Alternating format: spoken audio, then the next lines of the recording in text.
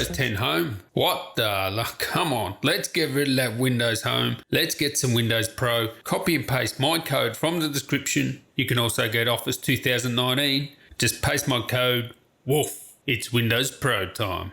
Righto, tellyo there, champs. Now, let's have a look at these two things. These very cheap, affordable Mac products. And let's find out if they're a rip-off. Are they really the rip-off of the century like many people are saying? Well, we're going to find out. I'm going to tell you everything you need to know about this. But let's first just have a look at this display. And yeah, Woo Girl on the stage. I'm very proud. Her name's Colleen or something. Woo!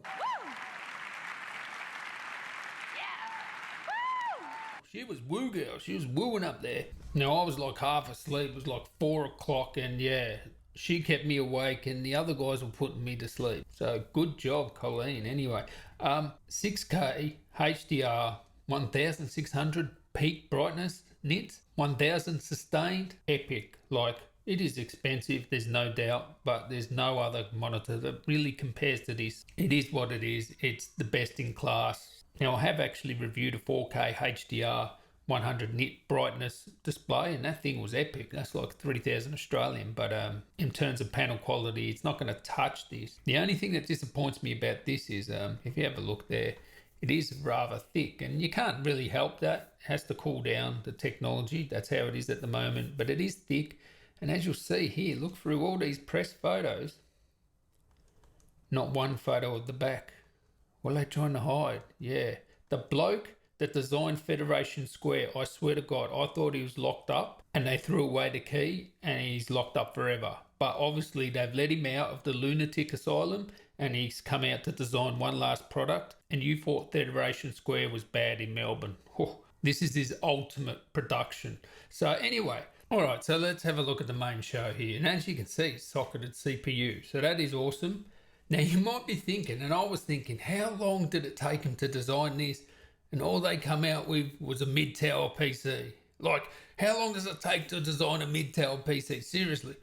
But when you think that this actual platform, it would have been on Intel's roadmap, you know, whatever, it's only been released like, 6 months ago or something. It's not that long that it's actually been out. So given that they wanted to go to this platform with this new socket, this double wide socket, it sort of makes sense that to wait until at least this processor was out and this platform was out, and also, you know, whether the display was ready or not. Looks like we've got a 4 times, 8 times, 8 times, 16 times, 16 times, 16 and an 8. Okay, and another 8 and another 16. Well, Jesus, that's a whole lot of lanes there. And how many lanes does this actually support, this platform? If we have a look here, boom, boom, boom, $2,999. That's for the top of the line part. How many PCI lanes we got? 48 PCI lanes. Now Threadripper supports 64, I think it is. And yeah, 28 cores. You know, when you think about it now that, you know, Epic are coming out with a 64 core CPU, you think, well, 28 cores, you're just messing about now. Now I'm talking obviously workstation and high-end gear. If you want the like IPC and the super fast single threaded performance, you need to go Intel, and that's why they're not using AMD, because they don't have the single core performance. If you want to know how this CPU performs, just go to Gamers Nexus and he'll show you benchmarks or whatever. So is it a rip-off? So how much does it cost? Let's go to the 8 core. We go to the 8 core, most expensive one. Oh no, the same cash. All right, we'll just go to that one, 1,199. Now, if you just add it up, I've done rough calculation for 4,000 US. Same specs, you know, that's adding in the case, that's adding in the SSD, the RAM, the 32 gigs RAM, and a 580 graphics. I was like kidding, 256 gigabyte SSD, 256 gigabyte. What? That's like $50. NVMe is even $50 for 256 gig.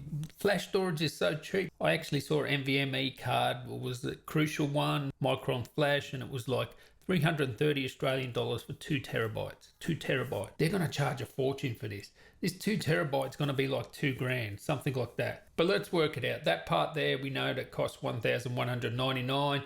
You had the RAM, you had the CPU, the graphics, the 580, etc. All this sort of stuff of the base model. And you'll find out that it works out to about, even with the power supply, the case, and I budgeted in $500 for the case, US this is, Yeah, you work out to about $4,000, maybe a little bit more, maybe a little bit less. It's like $2,000 for the motherboard. I know these motherboards cost $2,000 if you want to go onto this platform. So that's how much the motherboards cost. Obviously, Apple will not be paying $2,000 for it. So it works out to about $4,000 US roughly, and they're selling it for $6,000. That's about right. It really is.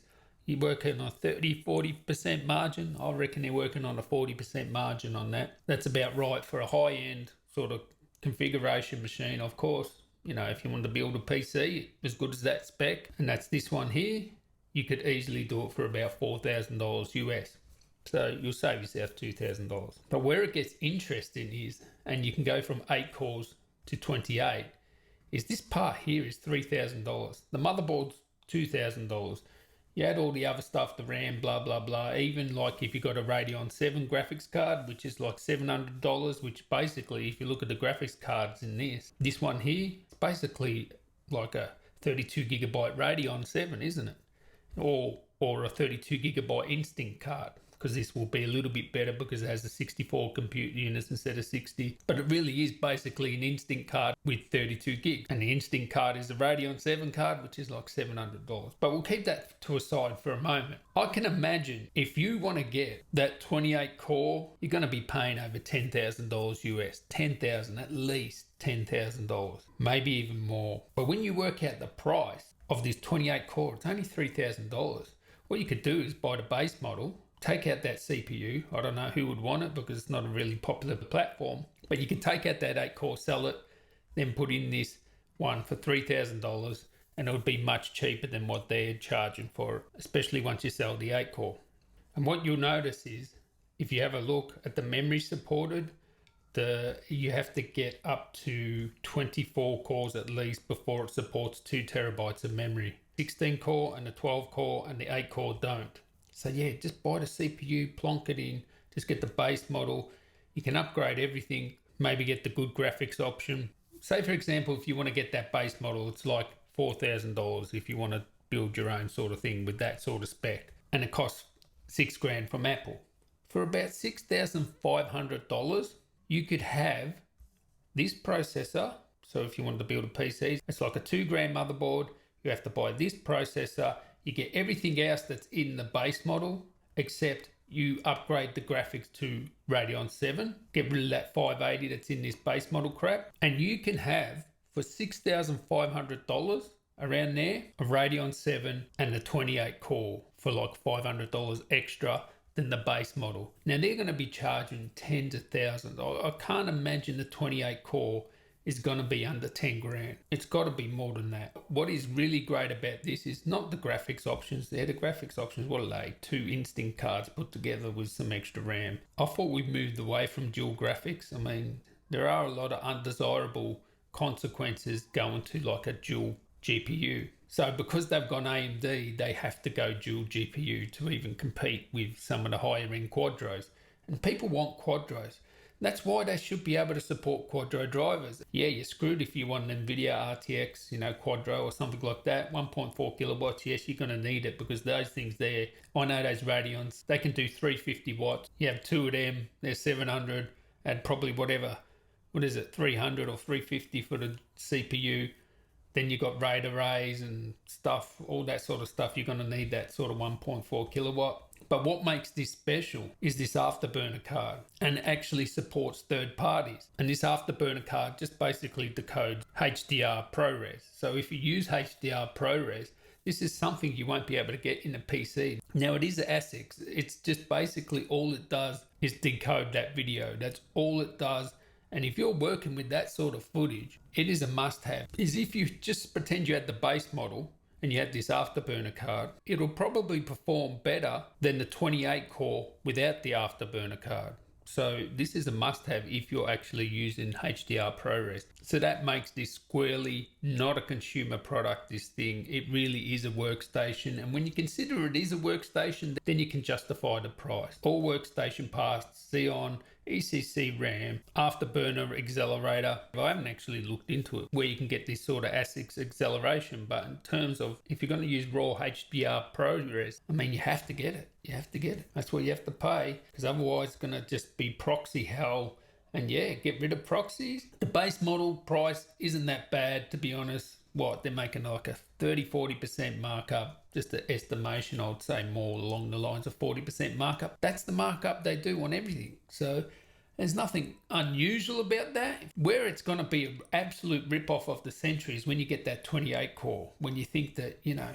you could build for 6,500 a Radeon 7 that's Vega 2 and the top of the line CPU compared to what they're going to charge. They're going to charge over $10,000 for that one. Then you can say, all right, this makes no friggin' sense. But the main thing here really is that afterburner. That's really what's going to set it apart. And it looks like it goes in a 16 slot there. Yeah, the storage is a joke. You'll be able to put, you know, PCIe storage into it. But one other thing about this platform is it may be a dead platform or a soon to be obsolete platform because they've actually ratified PCI 5. So you'll see that AMD have bought out PCI 4, which is double the bandwidth of PCI 3. This is using PCI 3. And what was it, 48 lanes, was it? I can remember. That's not that many lanes. Also, if the rumors are true that Intel are going to skip PCI 4 and go straight to PCI 5, yeah, you can imagine that this platform is out of date very quickly if they do that. And PCI 5 is basically double the bandwidth of PCI 4, which again is double the bandwidth of PCI 3.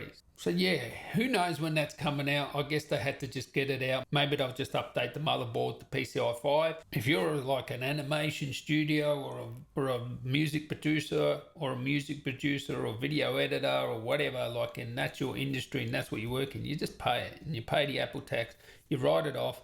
It's just you'll pay it and you don't worry about it. But if you just want to get best bang for buck, you just get the base model and maybe update the graphics and then plonk out that CPU and put in that 28 core.